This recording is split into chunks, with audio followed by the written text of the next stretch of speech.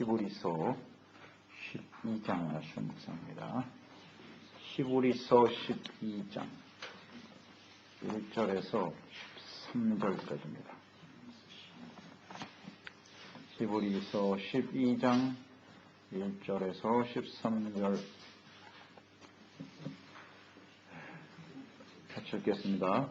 이러므로 우리에게 구름같이 둘러싼 허다한 증인들이 있으니 모든 무거운 것과 얽매이기 쉬운 죄를 벗어버리고 인내로써 우리 앞에 당한 경주를 하며 믿음의 주여 또 온전케 하시는 이인 예수를 바라보자. 그는 그 앞에 있는 기쁨을 위하여 십자가를 참으사 부끄러움을 개의치 아니하시더니 하나님 보좌 우편에 앉으셨느니라. 너희가 피곤하여 낙심하지 않기 위하여 죄인들이 같이 자기에게 거역한 일을 참으신 이를 생각하라. 너희가 죄와 싸우되 아직 피 흘리기까지는 대항하지 아니하고 또 아들들에게 권하는 것 같이 너에게 권면하신 말씀도 잊었도다 일렀을 때 내 아들아 죄의 징계하심을 경히 여기지 말며 그에게 꾸지람을 받을 때에 낙심하지 말라. 주께서 그 사랑하시는 자를 징계하시고 그가 받아들이시는 아들마다 채찍질하심이라 하였으니 너희가 참으면 징계를 받기 위함이라. 하나님의 아들과 같이 너희를 대우하시나니 어찌 아버지가 징계하지 않은 아들이 있으리요. 징계는 다 받는 것이오늘 너희에게 없으면 사생자요 친아들이 아니니라. 또 우리 육신의 아버지가 우리를 징계하여도 공경하였거든 하물며 모든 영의 아버지께 더욱 복종하여 살려 하지 않겠느냐. 그들은 잠시 자기의 뜻대로 우리를 징계하였거니와 오직 하나님은 우리의 유익을 위하여 그의 거룩하심에 참여하게 하시느니라. 무릇 징계가 당시에는 즐거워 보이지 않고 슬퍼 보이나 후에 그로 말미암아 연단받은 자들은 의와 평강의 열매를 맺느니라. 그러므로 피곤한 손과 연약한 무릎을 일으켜 세우고 너희 발을 위하여 곧은 길을 만들어 전하는 다리로 하여금 어그러지지 않고 고침을 받게 하라. 아멘. 온전케 하시는 예수님을 바라보라. 믿음으로 구원받은 성도는 구원을 온전히 이루어가는 삶을 계속해야 하는 것입니다. 믿음과 구원 아주 중요한 관련이 있죠. 믿음이 없이는 구원에 이룰 수 없고 또 우리의 구원의 완성은 천국에 도달할 수가 없게 되겠죠. 믿음의 결국은 영혼이 구원받는 것이다. 이것을 우리가 늘 생각하고요. 우리가 하나님 앞에 서는 그날까지 믿음을 잘 지켜가는 것이 우리의 관건이다 하는 것을 생각합니다. 오늘 본문 말씀에서 보면 우리가 믿음으로 살아왔던 과거의 선조들을 이렇게 묵상해 보면서 오늘을 어떻게 살아가야 할 것인가에 대해서 말씀하고 있거든요. 시작은 이러므로 우리에게 구름같이 둘러싼 허다한 증인들이 있다. 이 허다한 증인들이 누구냐? 히브리서 11장이죠. 그 이전에 11장은 믿음장입니다. 창세 이후로 믿음으로 살아온 사람들의 이름이 쫙 거명되어 있습니다. 이게 증인이다. 믿음으로 살면 그 결과가 어떠한가? 여기 대해서 분명히 말씀해주고 있죠. 그 증인들이란 말이에요. 믿음으로 살았던 사람들. 이 믿음의 사람들은 공통점이 뭐냐면 하나님의 말씀을 들었고 믿음으로 순종했고 또 많은 시련과 어려움을 잘 인내하고 결국은 하나님의 뜻을 성취해냈다는 거죠. 믿음의 사람들의 공통점입니다. 그렇다면 그들은 어떻게 믿음을 지키며 승리할 수 있었을까? 그 원인에 대해서 히브리서 11장 13절 이하에 보면 나와 있죠. 13절 이하에 나와 있습니다. 한번 보십시오. 이 사람들은 다 믿음을 따라 죽었다. 약속을 받지 못하였을 때 그것들을 멀리서 보고 환영하며 또 땅에서는 외국인과 나그네 임을 증언하였다. 16절 그들이 이제는 더 나은 본향을 사모하니 곧 하늘에 있는 것이라. 이러므로 하나님이 그들의 하나님이라 일컬음을 받으심을 부끄러워하지 아니하시고 그들을 위하여 한 성을 예비하셨느니라. 나그네와 같이 살았다는 거죠. 무엇을 바라봤다고요? 더 나은 본향. 천국이죠. 하나님이 예비하신 하나님의 나라를 사모하며 살았다는 거예요. 이 믿음의 사람들의 공통점이에요. 그러니까 이 생애 동안에 살아가는 그 많은 시련과 어려움들이 있었지만 그것을 잘 믿음으로 인내하며 승리할 수 있었던 것은 이 세상에서 잘 되고자 함이 아니라 무엇을 사모했다? 더 나은 본향. 이게 핵심이에요. 우리가 이 믿음의 11에서 11장의 믿음의 사람들을 많이 묵상하고 인용하는데요. 다시 한번 우리는 깨달아야 돼요. 믿음을 통해서 얻어지는 결과가 뭐냐? 세상에서 잘 되는 겁니까? 세상에서 성공하는 게 전부예요? 이 믿음의 사람들은 그런 특성을 갖고 있지 않아요. 더 나은 본향을 위해서 이 세상에는 어떻게 살았다? 나그네로 살았다. 나그네로. 이게 핵심이라고요. 그러니까 우리가 하나님의 나라, 우리가 완전히 구원받아 하나님의 나라에 들어갈 구원의 완성을 향해서 거기에 소망을 두고 그것이 우리의 삶의 결론이다. 결과다. 궁극적인 목표다. 이것을 바라보고 살 때 우리가 온전한 믿음을 지켜갈 수 있는 것입니다. 이건 매우 중요한 진리입니다. 우리가 초점을 이 땅에 두고 있는 한 우리의 믿음은 절대로 우리를 구원에 이르게 하지 못할 겁니다. 그 믿음은 자기 믿음일 뿐이고 자기 생각이죠. 하나님께 대한 이런 분명한 믿음을 가지고 구원을 완성해가는 사람들이 되어야 하겠습니다. 히브리서 11장 13절 16절은 매우 중요합니다. 우리가 이것을 간과하는 경우가 많아요. 그들이 승리할 수 있었던 중요한 원인이 여기에 있다는 거예요. 하나님의 나라를 사모했다. 오늘 말씀 가운데 그러면 과거의 믿음의 선조들이 그렇게 살았는데 그러면 오늘날 이 시간 이 시대에 우리가 구원을 받은 사람으로서 우리의 믿음 생활을 어떻게 해야 될 것인가? 이것이 바로 12장의 내용이거든요. 현재를 어떻게 살아갈 것인가?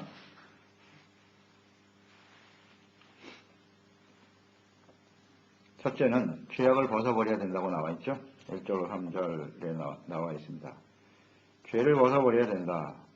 자, 거기 1절에 보면 우리 앞에 당한 경주를 하며 이렇게 돼 있죠. 우리가 천국에까지 이르는 우리의 삶의 여정은 뭐냐? 달리기 선수와 같다는 거죠. 경주자와 같은 것이다. 구원을 온전히 이루라 이렇게 말씀하고 계신데 구원을 온전히 이루는 과정이 뭐냐? 달리기 선수와 같은 것이다. 경주자의 경주. 끊임없이 달려가는 거예요. 이 성격을 우리는 잘 알아야 돼요.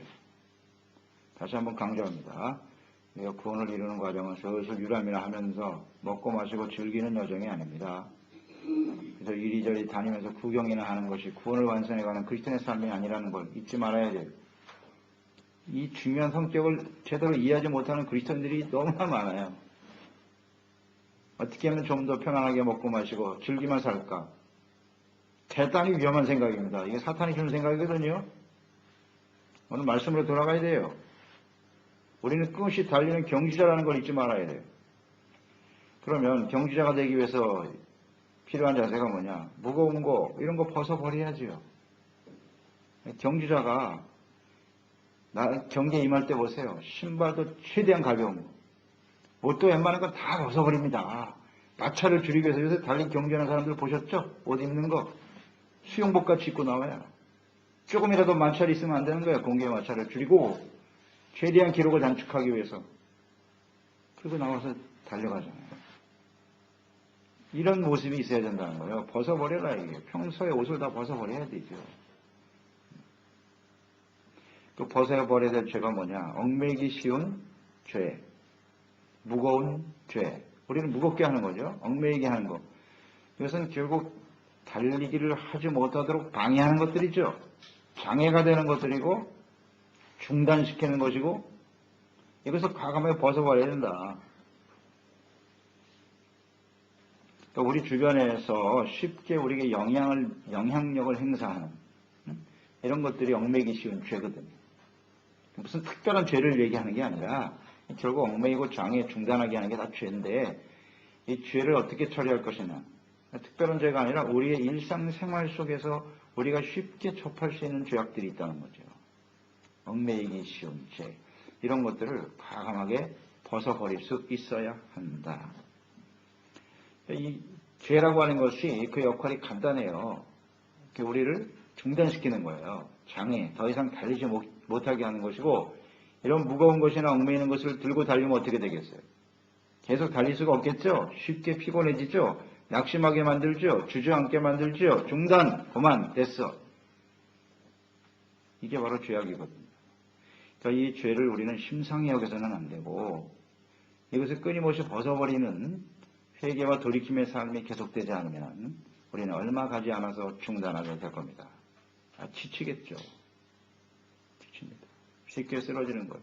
또 우리 한번 생각해 보세요. 아직 우리가 천국 가려면 얼마나 시간이 남았는지 모르겠지만 지금까지 살아온 우리의 삶의 여정에 우리가 주님을 섬기는 신앙생활이 경제자와 같은 것이라고 했는데 우리 인생이 왜 이렇게 피곤하고 힘드냐.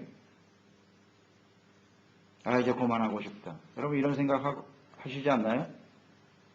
간혹 할 때가 있잖아요. 더 이상 달리고 싶지가 않아. 주님을 섬기고 싶지가 않아요. 교회 나가는 것도 피곤하고 뭐가 이렇게 피곤한지. 세상에서는 말이죠. 기쁨을 추구하고 세상에 나가면 좋은데 교회만 나오면 피곤해. 하나님의 일을 생각하면 피곤하고 힘들어. 그만하고 싶어. 이 원인이 뭔지 아시겠습니까? 그게 바로 죄입니다. 이런 죄 때문에 이런 모든 일들이 벌어지는 거예요. 우리는 그것을 사람이라고 생각하죠. 나를 힘들고 피곤하게 하는 사람. 나를 힘들게 하는 어떤 상황들. 그럼 핑계죠. 그건 본질이 아니에요. 오늘 여기 나와 있잖아요. 얽매이기 쉽고 우리를 중단시키는 게 뭐냐? 죄다. 그 죄를 과감하게 벗어버려야 합니다. 이거 벗어버리지 못하면요. 2014년 한 해도 우리는 달려가지 못할 겁니다. 또 주저앉겠죠. 그리고 뭐 이런저런 핑계를 대겠죠. 이런 생활을 언제까지 하겠습니까? 이제 정말 주님 오실 날이 점점 가까운데 더 가열차게 마지막 피니쉬라고. 피니쉬를 더 잘 뛰어야죠. 잘 뛰어야 됩니다. 처음에 아무리 잘 달려왔더라도 마지막 순간에 지쳐서 그 꼬리점이 앞에 있는데 거기서 푹 쓰러지면 끝. 허망하지 않습니까? 지금까지 달려온 것이 지쳐서 마지막 순간에 쓰러지네. 이런 허망한 일이 있나. 이러한 모습의 그리스도인들이 얼마나 많냐 이게. 마지막까지 들어가야죠. 그러니까 이 피니쉬를 잘 달려야 돼요. 적정한 힘의 안배가 필요하잖아요. 또 우리가 이 신앙의 경주, 우리 인생은 단거리 경주가 아니거든요. 마라톤이라고요. 그러니까 너무 처음에 오버페이스 하면요. 가다가 쓰러져. 그런 사람도 많지. 처음에 열심히 뛰다가 중단. 아무 소용없어요. 페이스 조절을 잘 해야죠. 꾸준한 게 중요한 거예요. 꾸준하게 훈련을 잘 받아서 마지막까지. 근데 많은 사람들이 중단하게 된다. 그 이유가 뭐냐? 죄다. 그러니까 이 죄를 반드시 벗어버려야 돼요. 벗어버리는 일에 힘써야 되겠습니다. 이 죄가 뭔지 알겠죠? 적어놓고 한번 읽어보죠. 갈라디아서 5장 19절 21절 한번 같이 읽어볼까요? 잘 아는 말씀이지만 우리가 뭘 벗어버려야 되는가를 알아야 되겠죠. 갈라디아서 5장 19절 21절 성경 전체에 잘 나와 있지만 요약이 돼 있으니까요. 19절 이하 같이 한번 읽어봅니다. 육체의 일은 분명하다. 곧 음행, 더러운 것, 호색, 우상숭배, 주술, 원수 맺는 것, 분쟁, 시기, 분냄, 당짓는 것, 분열함과 이단, 투기와 술취함, 방탕함, 또 그와 같은 것들이라. 전에 너희에게 경계한 것 같이 경계하노니 이런 일을 하는 자들은 어떻게 해요? 하나님의 나라를 유업으로 받지 못한다. 구원에 이르지 못한다는 얘기입니다. 구원의 완성이 하나님의 나라에 들어가는 것인데 그러니까 이것이 육체의 일들이거든요. 이런 죄악들이 우리 가운데 있기 때문에 우리의 발목을 잡는 거라고요. 왜 이런 모습을 벗어버려야 됩니다. 뭘 벗어버려야 되는지도 모르고 사니 이게 문제지. 왜 무엇이 나를 낙심하게 만드는지. 잘 보세요. 그 육체의 일들에 잘 나타나 있죠? 이런 것 때문에 우리가 중단하게 되는 거라고요. 이것만 우리의 마음속에서 우리 심령 속에서 뽑아내면 돼요. 뽑아내는 방법은 아시겠죠? 점검해보고 잘못됐으면 회개하면 돼요. 하나님 제가 잘못했습니다. 버려야지. 근데 회개를 안 하죠. 자꾸 정당화시키죠. 이게 문제예요. 이거 벗어버리지 못하면요. 우리는 절대로 마지막 순간까지 달려갈 수가 없습니다. 여기 나와 있잖아요. 하나님의 나라를 유업으로 받지 하나님 말씀이니까 그대로 듣죠. 그 다음 우리가 이 구원을 온전히 이루기 위해서는 어떻게 해야 되느냐? 둘째는 목표를 분명히 하라. 당연하죠. 달리기 선수니까 꼬리 지점을 분명히 알아야죠. 엉뚱한 데 달려가면 안 되잖아요. 무엇을 목표로 삼아야 되느냐? 2절에 예수를 바라보자. 예수를 바라봐야 돼요. 예수는 우리의 표대로 삼고 예수 그리스도를 닮아가고 예수님과 함께 달려가는, 그래야 우리가 구원을 온전히 이룰 수가 있습니다. 자, 어떤 예수를 바라보라고요? 믿음의 주가 되신다. 누구를 믿는 거예요? 예수님을 믿는 거예요. 우리를 위해서 십자가에 죽으시고 부활하신 예수님 승천하시고, 믿음의 주가 예수님이에요. 동정녀 마리아 탄생, 하나님의 아들이신 그리스도, 사도신경이요. 그 예수님을 위해 고난받으셨다, 부활하셨다, 승천하셨다, 다시 오신다. 이 예수님을 분명히 믿어야죠. 믿음의 주가 되고, 그 다음에 예수님은 우리를 어떻게 하신다? 온전케 하신다. 이 온전케 한다는 의미를 아시겠죠? 이런 얽매기 쉬운 죄를 다 벗어버리게 하시고 구원을 온전히 이루라. 우리를 구원을 온전히 이루게 하시는 분이 누구냐? 예수님이시다. 그 과거 완료죠. 예수님의 십자가는 사실 십자가를 통해서 우리의 죄는 이미 다 용서받은 거예요. 그러니까 그걸로 끝나는 게 아니라 끊임없이 우리를 온전케 하시면서 하나님 보호자 우편에 예수님과 함께 하시는 그리스도, 그 예수님을 바라보고 살아가야 하겠습니다. 또 어떤 예수님을 바라봐야 돼요?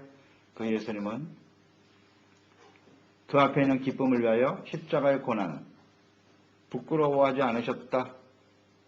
인내하셨다 그랬어요. 잘 참으셨고, 그러므로 그 결과는 하나님 보호자 우편에 앉으셨다. 그 예수님을 바라보라는 거예요. 우리가 구원을 완성해가는 과정에는 많은 시련과 어려움이 있을 수 있다. 예수님도 그 길을 가셨으니까요. 너희가 비록 세상에서 환난을 당할 것이다. 그러나 담대하라. 내가 세상을 이기었노라. 믿음으로 이기신 그리스도, 십자가로 이기신 그리스도, 죄와 마귀와 사망을 이기신 그리스도를 바라보라. 그러니까 우리에게 다가오는 시련과 어려움이 있을 수 있으나 그것을 부끄러워하지 말자. 오히려 담대하고, 오히려 시련이 다가오면 기뻐하고 감사하고, 이것이 구원을 이루는 과정이에요. 우리 예수님은 그렇게 승리하셨단 말이에요. 그건 이상한 일이 아니다. 이상한 일이 아니다. 예수님을 바라보면 다 이해가 돼요. 이해가 됩니다. 그리고 그 결과가 영광스럽잖아요. 하나님 보호자 우편에 앉으셨느니라. 지금도 하나님 보호자 우편에서 우리를 위해서 중보하시는 그리스도, 우리가 승리하게 되면 예수님께서 승리하고 하나님 보호자 우편에 앉은 것처럼 너희도 그와 같게 하리라. 주님의 약속이잖아요. 그날을 기대하고, 그것이 우리의 구원이 완성되는 날이잖아요. 그런 영광과 승리를 향해서 예수 그리스도를 바라보고 달려가야 하겠습니다. 우리가 이 구원을 완성해가는 과정, 세상에 살아가는 동안에 고난을 당하게 되고요. 우리가 피곤하고 정말 낙심하고 모든 것을 중단하고 싶은 그런 일들이 다가온단 말이죠. 그럴 때 어떻게 해야 되느냐? 예수님을 생각하라. 3절에도 나오죠. 너희가 피곤하여 낙심하지 않기 위하여 그랬잖아요. 피곤하고 낙심할 수밖에 없어요. 우리의 삶의 여정은. 그냥 모든 것 다 버리고 세상 사람처럼 살고 싶은 유혹과 충동이 끊임없이 일어나죠. 우리가. 야, 저 세상 사람들은 하나님 없이도 저렇게 편안하게 잘 사는 것 같은데 말이죠. 나는 왜 맨날 이렇게 살아야 되나? 낙심이 다가오죠. 피곤하고. 그때 우리는 예수님을 생각하라. 이같이 자기에게 거역한 일을 참으신 일을 생각하라. 예수님, 하나님의 아들 구원을 위해서 오셨잖아요.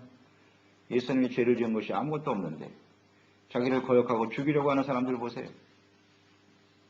배신하고 거역하고. 그러나 그때도 우리 예수님은 참으셨어요. 불쌍히 여기고. 그들을 구원하기 위해서 오셨기 때문에 이것을 우리는 생각하게 되는 겁니다. 그러니까 예수님을 생각하면 이길 수가 있어요. 우리가 이게 어려울 때 보면 대부분 어디에 집중하려면 자기 자신에게 자꾸 집중해요. 자기 감정에 집중하게 되고 자신의 생각 같아서 자꾸 집중한다고요.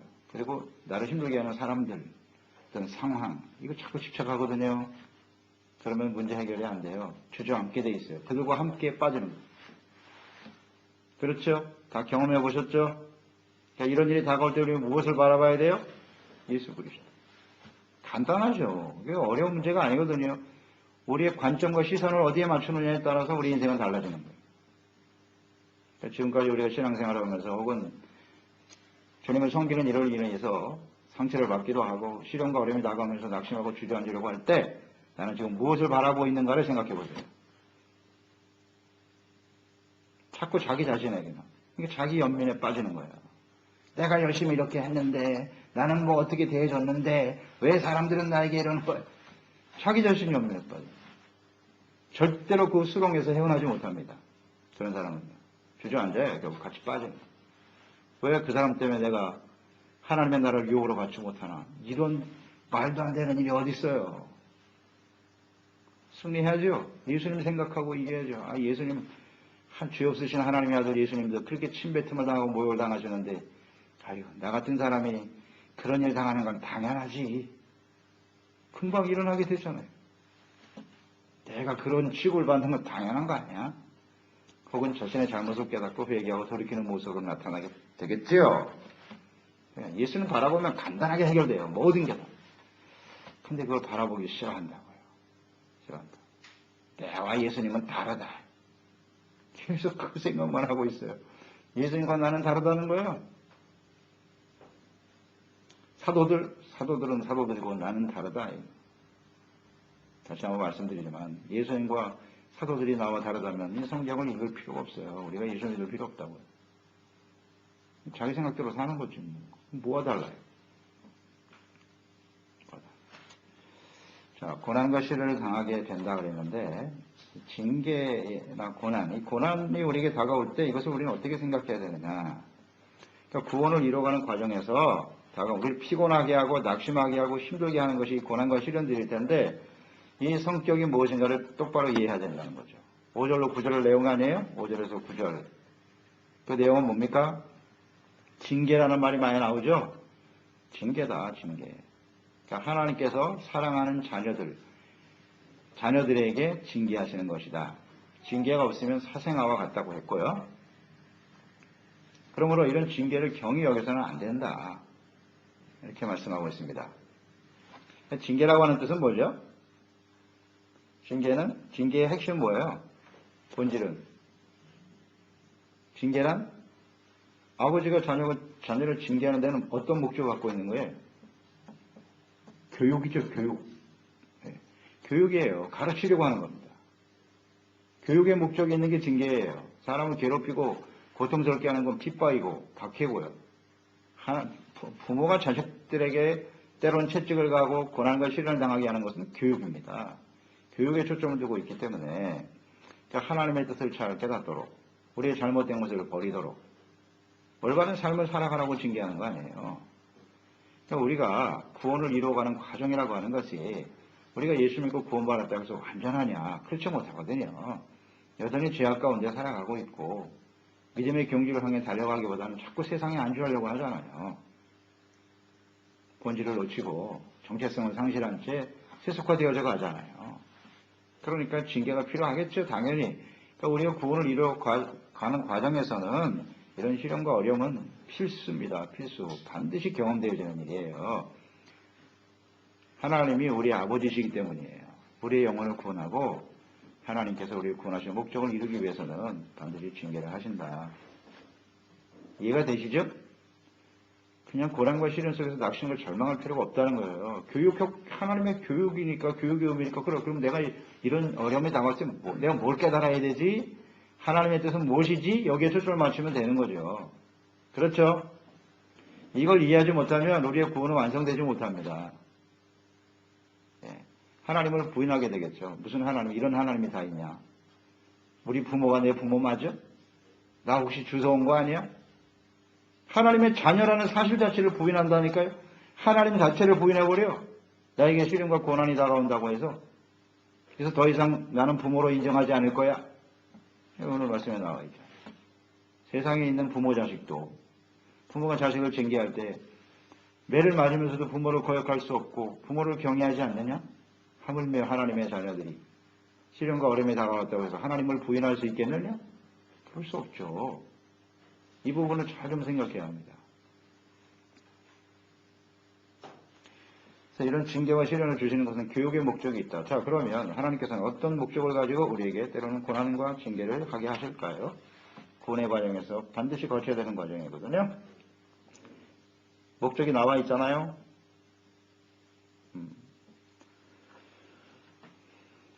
9절에 보면 나와 있죠? 9절에서 보세요. 중요한 단어를 한번 생각해 보세요. 9절에 나타난 중요한 단어. 왜 징계를 주신다고요? 목적이? 어떤 목적을 가지고 징계를 하신다?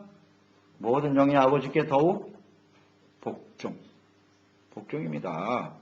이 복종에 징계의 목적이 있는 거예요. 자, 우리가 아버지와 자녀들의 관계, 자녀가 아버지에게 해야 될 것이 뭐라고요? 복종입니다. 아내가 남편에게 해야 될 것이 뭐라고요? 복종입니다. 이게 질서예요. 하나님이 세운 질서라고요. 복종이라고 하는 것은 자신이 해야 될 위치를 알아야 되는 거예요. 아버지 앞에 자녀는 당연히 복종해야지. 가장 기본적인 것을 우리가 놓치기 때문에 이 구원을 온전히 이루어가지 못하는 거예요. 빌립보서 2장 12절에서 말씀하잖아요. 너희는 항상 복종하여 두렵고 떨림으로 너의 구원을 이루라. 그러니까 구원을 이뤄가는 과정은 하나님 앞에서 자기를 쳐서 복종시키는 거예요. 그렇지 않으면 우리는 구원에 이룰 수가 없어요. 복종, 이것이 절제와 훈련이 필요하다고 그랬잖아요. 절제와 훈련을 거쳐야 우리는 승리하고 하나님 앞에 서게 된다. 그 절제 훈련의 가장 중요한 내용이 뭐냐? 복종이거든요. 그러니까 우리는 하나님의 아버지시고 우리의 주가 되신다라는 것을 항상 잊지 말고, 우리가 종이잖아요. 종이고 청직이라는 사실, 자녀라는 사실 잊지 말자. 자꾸 주인으로 살려고 하거든요. 이것 때문에 못 가는 거예요. 하나님 앞에 복종을 해야 되는데 안 해. 하나님 말씀하신데도 끊임없이 그냥 하나님의 말씀은 그러하시나 내 생각은 다릅니다. 자기를 잘 버리지 않아. 그러니까 하나님이 그걸 버리게 하기 위해서 어떻게 하신다? 징계가 다가오는 거예요. 그러니까 우리가 채찍이 다가오고 고난이 다가오면 무엇부터 떠올려야 되냐? 내가 하나님께 복종하지 못하는 건 뭔가? 이걸 빨리 생각해야 돼. 복종하라고 하시는구나. 알겠습니다, 하나님. 우리가 뭔가 고집 부리는 게 있거든요. 말씀 들을 때 보면 알아요. 하나님 말씀을 들으면 고개가 숙여져야 되고, 하나님 제가 잘못했습니다. 근데 말씀 들을 때마다 자꾸 뭐가 올라와, 내 안에서. 이걸 버려야 되는 거거든요. 자꾸 자기 생각을 내세우고, 하나님의 말씀을 듣는데도 마음이 완악해져. 그걸 버려야 돼요. 그러니까 그거 안 버리면 찾아오는 겁니다. 하나님 앞에 빨리 버려야 돼요. 복종. 또 뭐가 있어요? 10절에는 징계하시는 목적이 뭐라고요? 거룩하심에 참여케 한다. 할렐루야죠. 우리를 거룩하게 하시는 겁니다. 그게 징계의 목적이에요. 거룩이 오면 아시죠? 믿음과 순종, 의와 거룩입니다. 하나님의 말씀에서 벗어나는 거죠. 거룩. 구별돼. 세상 사람과 구별되는 게 거룩이잖아요. 그것을 위해서 하나님이 율법을 주신 거, 말씀을 주신 거. 너희는 세상 사람과 달라야 되겠지? 그런데 세상 사람과 똑같은 모습을 가지고 살고 있네? 그러니까 징계가 찾아오는 거예요. 빨리 버리라는 겁니다. 하나님 백성답게 살아야지. 간단해요. 징계의 메시지는.